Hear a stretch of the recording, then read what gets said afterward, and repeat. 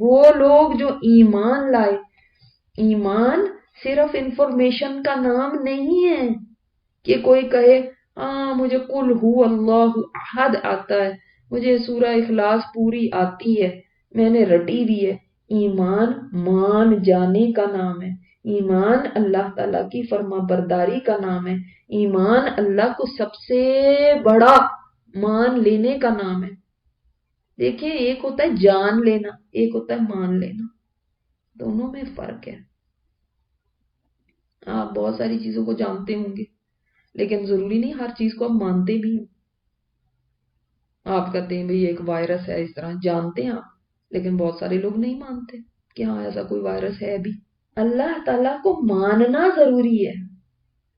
انسان مان جائے, انسان سمجھ جائے کہ وہ کون ہے, وہ میرا مالک ہے, میں اس کا بندہ ہوں, میں اس کا غلام ہوں, وہ جو کہے گا میں نے وہ ماننا ہے. وعامل الصالحات, اور صالح عمل بھی کرے ایمان لا کے. یہ ایمان کافی نہیں ہے کہ انسان صرف کہتے میں نے مان لیا بس, اور اس کے بعد کوئی ہل جل نہیں ہے انسان کے اندر. ایمان کا لازمی نتیجہ ہوگا. اگر وہ واقعی سچا ایمان ہے نا تو انسان پھر نیک عمل کے لیے کوشش کرے گا. صحابہ کو دیکھیں, جب وہ ایمان لے کر آئے تو ہل جل ہوئی نا. ایمان اندر سے انسان کو توڑتا ہے اور نیا انسان بنا دیتا ہے. پھر وہ ہرس کرتا ہے, پھر وہ دوڑتا ہے, پھر اس کو لالچ ہوتا ہے میں نیک کام کر لوں. کیوں لالچ ہوتا ہے؟ کوئی تمغے ملنے اس کو, کوئی بڑے بڑے نشان حیدر اور کوئی فلاں بڑے بڑے سلوٹ ملیں گے, کوئی بڑے اعزاز ملیں گے. کیا ہوتا ہے اس کے دل میں؟ نیک عمل کر لوں تاکہ میرا رب راضی ہو جائے.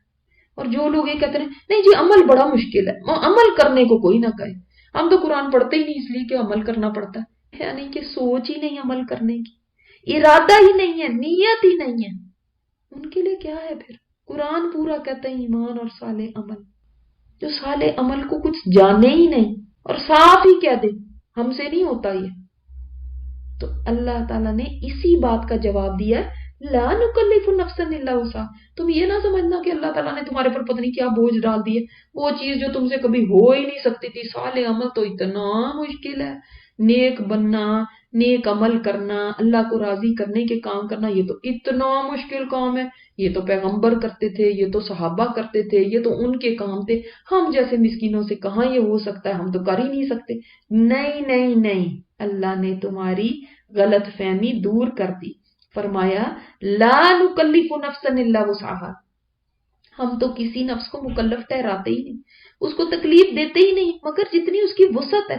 اس کا مطلب اللہ تعالیٰ نے جتنے احکامات دیے نا وہ ہماری کیپیسٹی میں ہیں, ہم ان کو کر سکتے ہیں, ہم قابل ہیں اس چیز کے کہ ہم وہ کر سکیں. ہاں یہ الگ بات ہوتی ہے کہ ہماری اپنی سستی ہو جائے. آپ دیکھیں نا, ایک بندہ ہے وہ کہتے دل نہیں کر رہا کام پہ جانے کو, جاب کرنے کو, لیکن یہ مطلب نہیں وہ کر نہیں سکتا, وہ کر سکتا ہے لیکن اپنی سستی کی وجہ سے نہیں کر. ٹھیک ہے, اسی طرح نیکیاں کرنا ہماری پاور میں ہے, ہماری کیپیسٹی میں ہے, لیکن ہم یہ نہ کہیں کر نہیں سکتے, ہم سے ہوتا نہیں, وہ صرف اور صرف ہماری اپنی سستی ہے, ہم کرنا نہیں چاہتے. ورنہ ایسا نہیں ہے کہ ہم کر نہیں سکتے. دیکھ کے ہمارا دل بھی خوش ہوتا ہے, سب کچھ ہوتا ہے, مگر وہ ہماری پراپرٹی نہیں ہوتی, ہماری ملکیت نہیں ہوتی, وہ گورنمنٹ کی ہوتی ہے. بڑے بڑے پارکس ہیں, بڑی بڑی مطلب ایسی خوبصورت جگہیں ہیں جہاں پہ لوگ جا کے رہتے ہیں, مطلب ہوٹل بک کراتے ہیں, وہاں پہ رہتے ہیں, سیر کرتے ہیں, تو وہ لیکن ہماری ملکیت نہیں ہے. جنت میں کتنی پیاری بات ہے, اولئک اصحاب الجنہ, وہ جنت کے ساتھی ہوں گے. جنت کا وہ حصہ ان کی ملکیت ہوگا جہاں سے ان کو کوئی کبھی نکال نہیں سکتا. یہاں پہ دیکھیں وہ جب چاہیں اس کے آگے وہ بلاک کر دیں اس ایریا کو اور کہیں کہ نہیں آج کل بند ہے, آپ نہیں یہاں پہ جا سکتے, تو آپ نہیں جا سکتے کیونکہ وہ آپ کی ملکیت نہیں ہے. مگر جنت انسان کی اپنی ہوگی. وَنَزَعْنَا مَا فِي صُدُورِهِم مِّنْ غِلٍّ. اب یہ پیاری پیاری باتیں جنت کی ہیں کہ جب جنت میں جانے والے ہوں گے لوگ, بعض جگہ آتا ہے کہ وہ لوگ جو کہ حدیث میں, بخاری کی حدیث میں ہے کہ جو مومن آگ سے چھٹکارا حاصل کر کے جنت اور جہنم کے درمیان ہوں گے، تو ان کی بات کی جا رہی ہے کہ ان کے لیے وَنَزَعْنَا مَا فِي صُدُورِهِم مِّنْ غِلٍّ، ہم کھینچ لیں گے ان کے سینوں میں سے غل کو، جو بھی ill فیلنگز ہیں کسی کے بارے میں بھی، کیونکہ ہم انسان ہیں نا، دیکھیں کبھی کوئی ہمارا دل دکھا دیتا ہے، کبھی کوئی ناراض کر دیتا ہے، کبھی کوئی کسی قسم کی عجیب و غریب بات کر دیتا ہے جو انسان کے دل کو بری لگتی ہے کہ اس نے ایسی کیوں بات کی، تو وہ جو دل کے اندر نیگیٹو فیلنگ آتی ہیں نا، اب جتنی بھی نیگیٹو فیلنگ ہیں وہ ساری غل میں آ جاتی ہیں، چاہے وہ خلش ہو دل کی، چاہے وہ گھٹن ہو دل کی، چاہے وہ حسد ہو، چاہے دل کی تنگی ہو، چاہے دشمنی ہو، وہ ناراضگی یا وہ جو دل کے اندر ہی رہتی ہے، باہر نہیں ہوتی، دل کے اندر رہتی ہیں، وہ اندر ہی اندر دل کے پکتی ہیں، وہ نفرت ہو سکتی ہے، وہ کینہ ہو سکتا ہے، وہ بغض ہو سکتا ہے، یعنی جتنی یہ نیگیٹو چیزیں ہیں نا وہ سب غل میں آ گئی، کوئی کم لیول کی ہیں، کوئی زیادہ لیول کی ہیں، آپ کو پتا ہے، جیسے حدیث میں آتا ہے کہ غل کو باہر نکال کے پھینک دیا جائے گا، یوں باہر نکال دیا جائے گا کہ جیسے کبھی تھا ہی نہیں۔ خاص طور پہ غل میں وہ بھی آتا ہے کہ وہ بغض جس میں دھوکا ہوتا ہے، کہ دل میں کینہ چھپا ہوا ہے نا، آپ دکھا نہیں رہے، آپ مرے بھی اس کے ساتھ ہی، کبھی نکال ہی نہ پائے اس کو، کوشش بھی کرتے رہے، انسان کے لیے کوشش کرنا ضروری ہے، وہ کوشش کرتا رہا لیکن نہیں نکلا، تو اب یہاں پہ آ گیا، اب الاؤڈ نہیں ہے کہ اس کے ساتھ جنت میں انٹر ہو جائے، سبحان اللہ، کیوں؟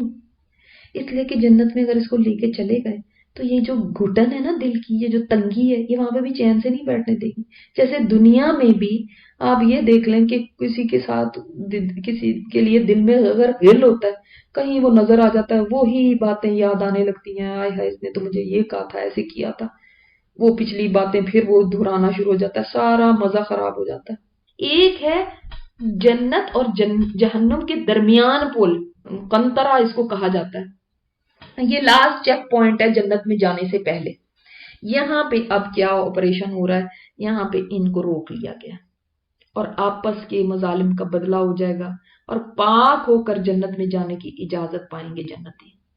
واللہ وہ لوگ اپنے اپنے درجوں کو اور مکانوں کو جنت میں اس طرح پہچان لیں گے جیسے دنیا میں جان لیتے تھے، بلکہ اس سے بھی زیادہ۔ آپ میں سے کوئی اپنے گھر کا راستہ بھولتا ہے؟ نہیں، ہر ایک کو اپنے گھر کا راستہ پتا ہوتا ہے، ہر ایک اپنے گھر کو پہچانتا ہے، یہ والا میرا گھر ہے۔ بچے بھی ایون ان سے پوچھتے ہیں نا، اب ان کو کبھی بچوں کو ڈرائیو پہ لے کے جاتے ہیں تو اچھا ادھر کو مڑنا ہے کدھر کو جانا ہے، بچے بھی بتا دیتے ہیں۔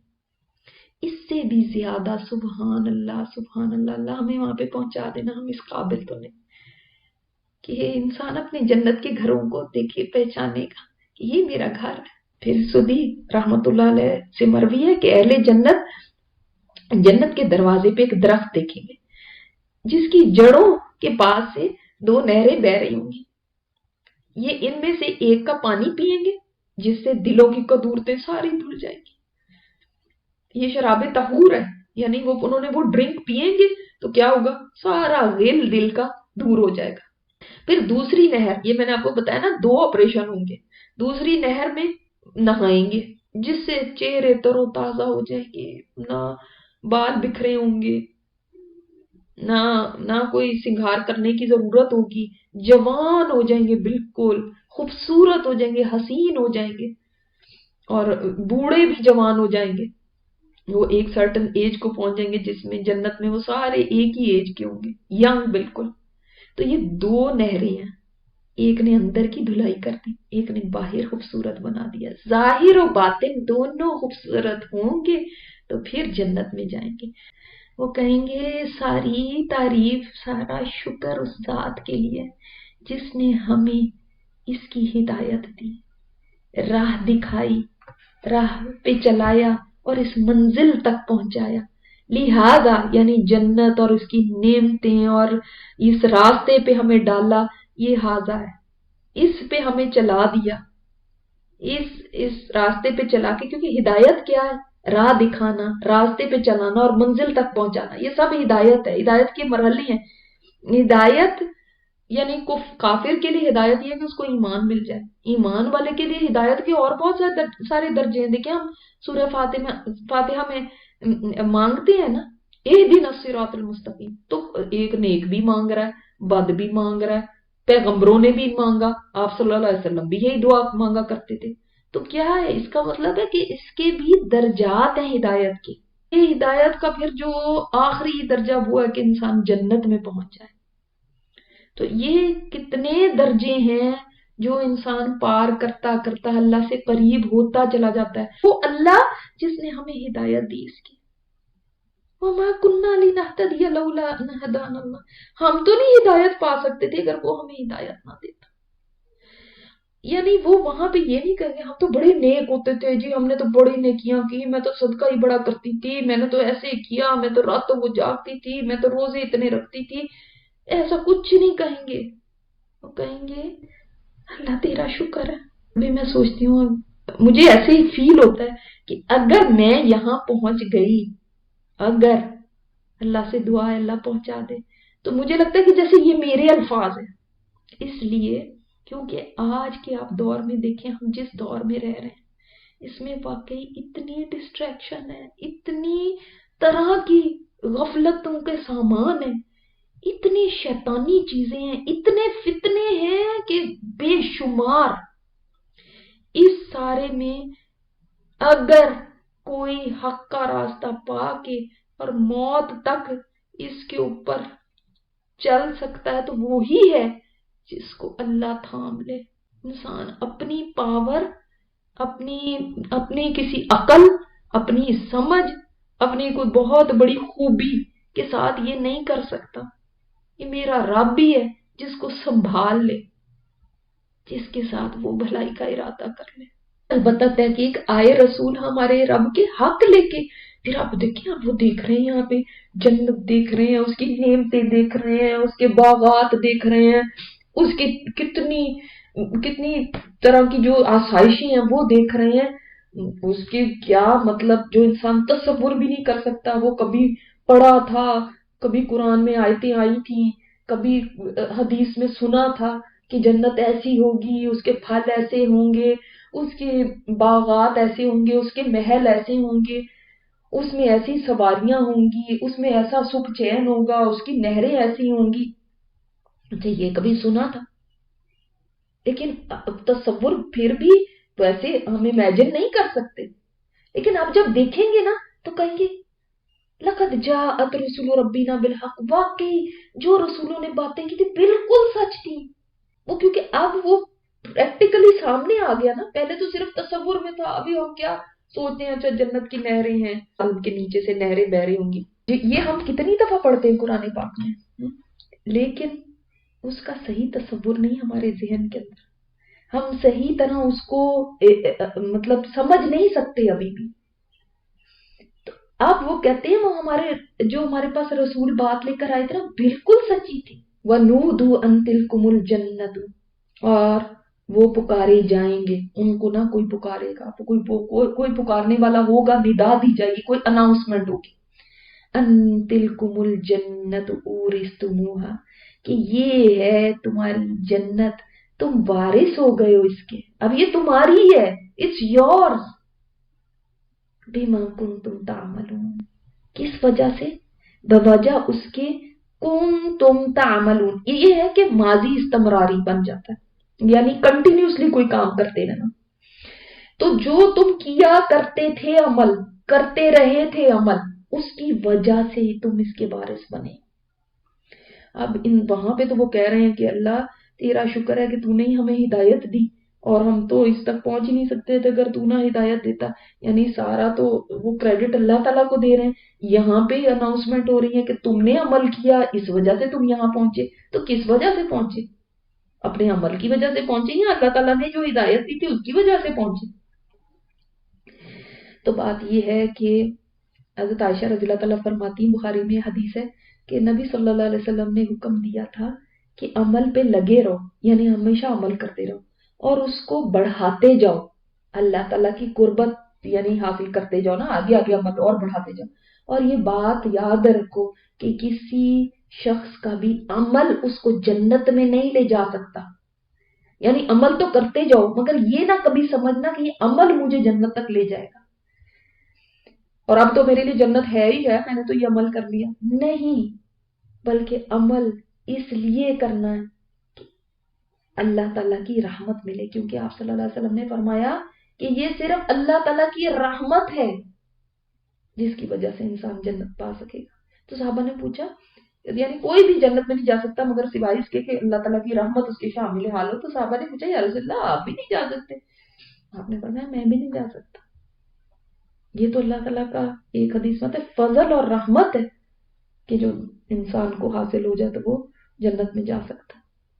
جو عمل کرتے تھے یہ ہے اللہ تعالیٰ کی قدر دانی، یہ ہے اس کی اپریسیشن، کہ وہ یہ نہیں کہتا تمہارے تو عمل کیا قابل تھے، تو شکر کرو تمہیں میں نے جنت دے دی، تم تو اس قابل ہی نہیں تھے. دیکھا تو وہ کتنے گناہ بھی تم نے ساتھ کیے تھے تو میں نہ معاف کرتا تھا، تم نے کہاں یہاں تک پہنچنا تھا. ہم تو کسی کو دے نہیں نا کوئی چیز تو ساتھ اس طرح کی 10 باتیں سنا کے پھر دیتے ہیں. تم کہاں اس قابل تھی، لو یہ تو ہم نے ہی ان کے اوپر احسان کیا، لو یہ تو آئے تھے لٹے پھٹے تھے، یہ تو ہم نے ہی ان کو گھر دلایا، یہ تو ہم نے ان کے ساتھ یہ احسان کر دیا، ورنہ یہ کہاں. ہم اس طرح نیکیاں بھی کرتے ہیں، اس کے بعد اس طرح کی باتیں سناتے ہیں.